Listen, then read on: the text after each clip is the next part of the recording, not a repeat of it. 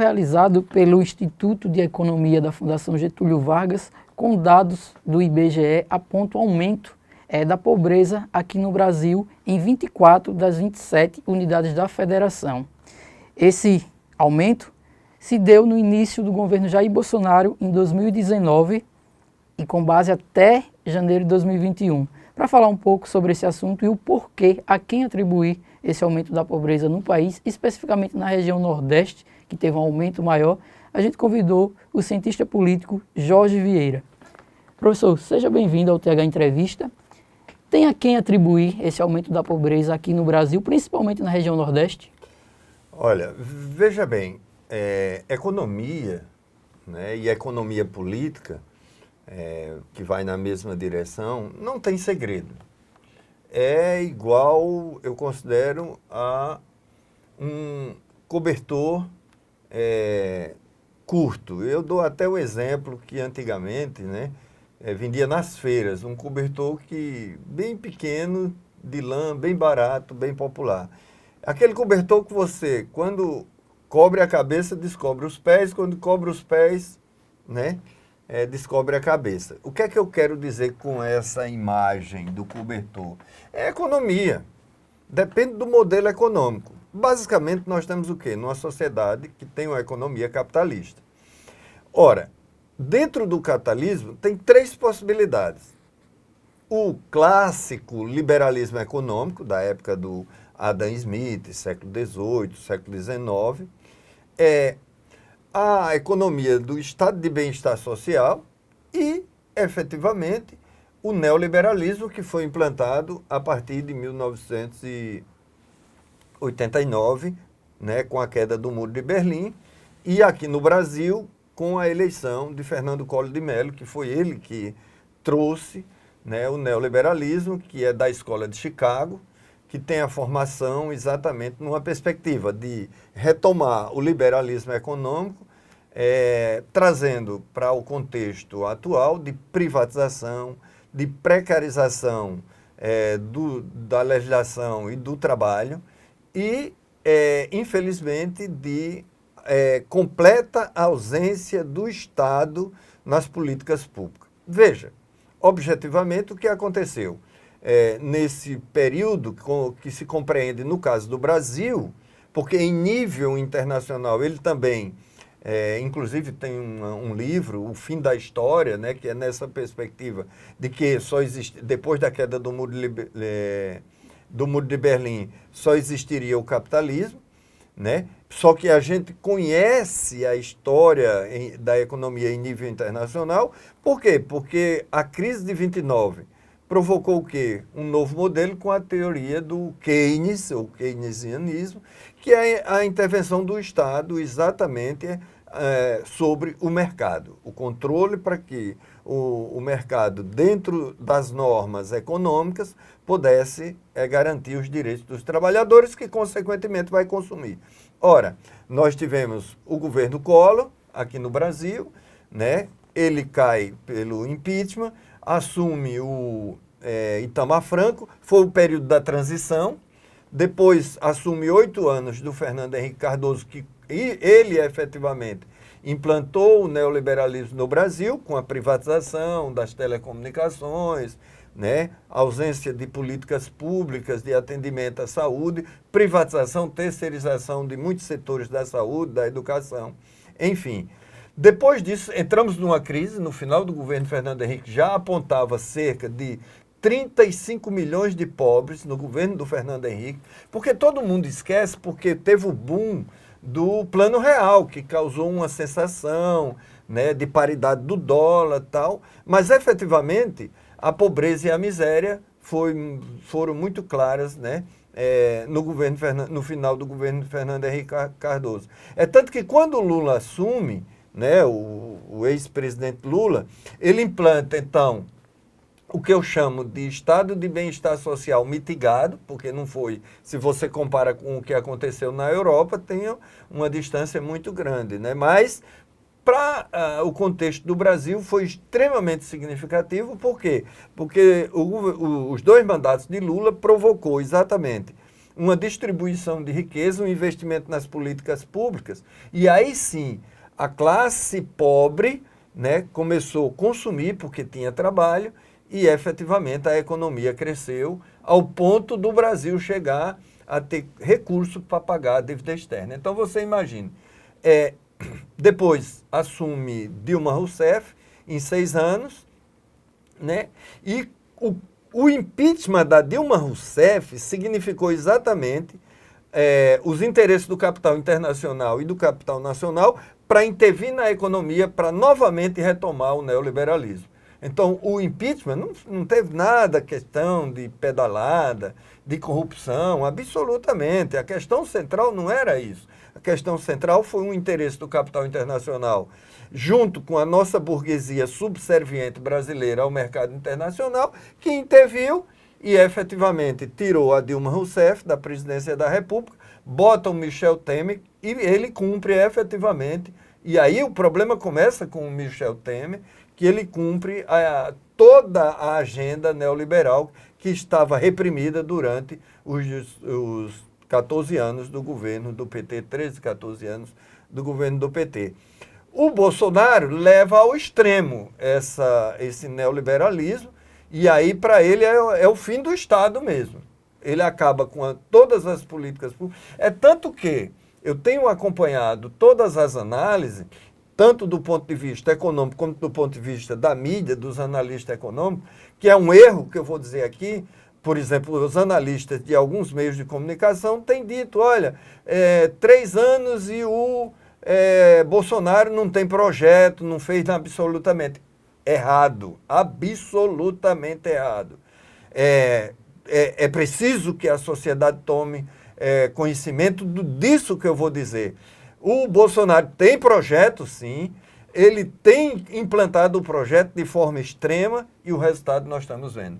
Aumento da pobreza, ausência de demarcação de terra indígena, ausência da reforma agrária, ausência na saúde, ausência no emprego e é o caos que nós estamos vivendo. É o projeto que tira direitos dos trabalhadores, Exatamente. né? Professor, e a gente vê os dados, né, são bastante significativos. No primeiro trimestre de 2019 passou de 25,2% para agora em 2021, em janeiro de 2021, 29,5%. É um número bastante alto, né? E a tendência mantida esse projeto econômico com Bolsonaro, e quem me conhece sabe que eu não vendo ilusão nenhuma, né? Porque o povo brasileiro tem aquela perspectiva, vamos acreditar, vamos torcer, nem tem torcida e nem tem o acredito, viu? Política econômica, é por isso que eu repito o que eu comecei, política econômica, ela é exata, né? O cobertor é curto, se ora vai descobrir os pés, ora vai cobrir a cabeça. O que é que acontece? Essa política econômica que está em curso, ela é perversa, extremamente cruel, principalmente com a classe média, que foi para a rua, inclusive a classe média, o exemplo são os Correios, Sim. Né? Que foi contra Dilma, a favor do impeachment, PT nunca mais. Qual foi o resultado?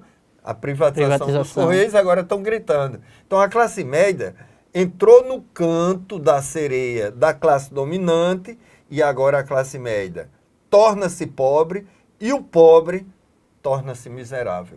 Professor, a pesquisa também revela que esse aumento de extrema pobreza, na verdade, ele foi mais nos grandes centros urbanos, né? Porque são os centros urbanos que têm aquele serviço de alimentação, comércio, que foram os mais afetados com a crise, que piorou por conta também da pandemia. Teria alguma análise que possa ser feita em relação a isso, o porquê nesses centros urbanos? Exato, mas aí eu quero só fazer uma ressalva em relação à pesquisa, que eu acho que ela está limitada, porque eu tenho estudos tanto do ponto de vista da economia urbana quanto da rural. Veja bem, porque na economia urbana, é claro, se a empresa deixou de contratar, o trabalhador vai ficar desempregado e não vai consumir. É uma lógica exatamente começo, meio e fim. Então, na economia urbana, o que está acontecendo é isso. As pessoas não vão para o restaurante, comem em casa quando comem. Tá? Esse é o problema. Né? Esse é o grande problema. Agora, o meio rural é o engano que a mídia passa. E a própria pesquisa não identifica isso. Por quê? Porque nós temos o agronegócio. O agronegócio lucrou. O que exporta, né, a soja, o milho, uma saca de milho de 60 quilos, hoje no mercado está R$ 125 e em novembro, dezembro ele chega a 150 no mínimo. Uma saca de soja também, ela está sendo comercializada por 170, 180 reais. Quem é que está lucrando? O agronegócio. Agora, aí, o pequeno produtor que tem uma vaquinha que produz o leite, que depende do milho, do farelo, e que depende da soja, ele está quebrado. Por quê? Porque ele está vendendo leite a R$ 1,65, né? In natura, né? Quem vai ganhar? Você chega no supermercado, 1 litro de leite está custando quanto? R$ 6, R$ 7 reais. Quem ganhou foi a indústria, quem a ganhou foi o atravessador. E o pequeno trabalhador que tem a sua vaquinha, que tem a sua atividade da família, agricultura familiar, ele está exatamente enforcado, porque não tem como alimentar a vaca recebendo R$ 1,60 pelo 1 litro de leite. Então você veja, então o caos no setor agrário também está muito grande.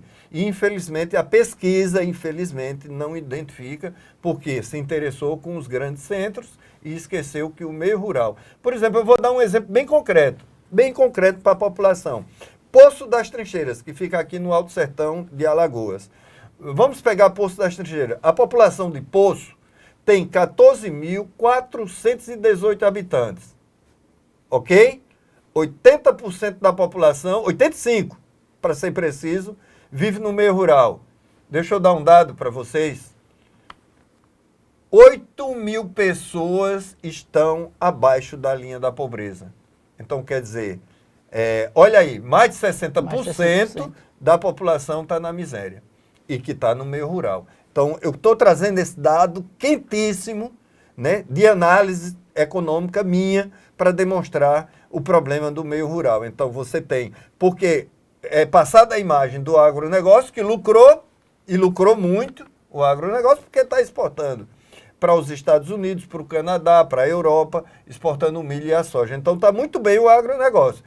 O agronegócio também agora ele vai ter uma baixa, objetivamente. Eu não sou pai de santo, né? Mas eu estou prevendo, por quê? Porque a safra, principalmente do centro-oeste, né, faltou água, chuva, no tempo certo, e quando a lavoura já estava em período de crescimento, veio o frio e queimou a lavoura. Então, quer dizer, o centro-oeste, essa região aí do sul, que é a região produtiva do agronegócio, também vai sofrer e vão começar a chiar, porque eles podem chiar, mas o pequeno trabalhador está vivendo nessa miserabilidade que eu estou colocando concretamente, e a grande mídia, né, não veicula a situação da agricultura familiar. Por quê? Porque não interessa ao governo Bolsonaro, que está financiando a grande mídia. Professor, aqui no Nordeste, em estados como Pernambuco, Bahia, Alagoas também está incluso, o aumento da pobreza ele é bastante significativo. Isso teria alguma relação com o presidente, o atual presidente, não ter sido eleito por esses estados? Com certeza, absolutamente sim. Agora, tem outros fatores importantes, né? Com certeza, por quê? Porque essa política, ela atingiu a todos, não só foi do Nordeste. Temos que entender isso. Então, a pobreza lá nas periferias está dramática. Lá na Grande São Paulo, Rio Grande do Sul, Santa Catarina, enfim, está a mesma coisa. O problema do Nordeste tem outros fatores. Clima, tá entendendo? Que precisa de uma intervenção de políticas públicas. Não tem saída. Tá entendendo? Porque a economia do Nordeste, nós temos dados, por exemplo, a economia do Nordeste depende de políticas públicas cerca de 60% para atender a população. Então, se você não tem investimento do Estado em políticas públicas, o próprio mercado não circula a economia. Então, afeta o pequeno, que depende da assistência social, porque não teve clima, né? Não teve produção, porque no período sazonal, você, por exemplo, o inverno aqui no sertão, no Nordeste, principalmente na região do semiárido, ele dura o quê? No máximo 3 meses. Então o trabalhador tem que ter uma plantação, uma semente adequada. Então depende de quê? Da política pública para ele ter. Assim, na primeira chuva, ele já está com a terra pronta para plantar e poder colher em 3 meses, porque passaram-se 3 meses, ele não vai ter mais chuva. Então ele vai perder. Se ele demorar a plantação, ele vai perder. Como se diz, quando estiver brotando os frutos, né? A base do feijão, a espiga do milho, e aí vai perder a lavoura. Consequentemente, caos no setor da agricultura familiar. Professor, a gente falou muito na questão de políticas públicas. E políticas públicas concretas, elas poderiam reverter essa situação, né? Sim, sem dúvida. É isso que eu estou dizendo. É um grande engano, né? Quem pensa, por exemplo, que foi divulgado e veiculado que a cesta básica, né? Que era para deixar o povo pobre mais preguiçoso, que a cesta básica, né? O Bolsa Família é para tornar o povo dependente, um monte de besteira que foi veiculada. Eu vou mostrar um estudo do professor Cícero Péricles. Ele é economista da UFAL, ele tem um estudo, Economia Popular em Alagoas, que ele demonstra, em cada R$1 que é investido no Bolsa Família, tem um retorno de 70 centavos. Então está explicado. Se você não investe no Bolsa Família, porque é uma escadinha. A consequência é dramática na economia.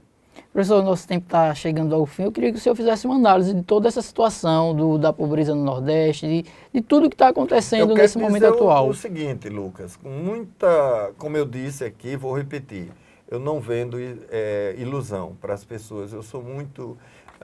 eu até brinco que eu sou marxista do ponto de vista da análise da sociedade e cartesiano do ponto de vista da ação, né? Quem entende de filosofia vai entender o que eu estou dizendo. Eu sou extremamente racionalista e por isso que eu quero dizer para vocês, nós estamos vivenciando uma grande crise do capital internacional em nível geral, mas o impacto do Brasil ele é mais profundo.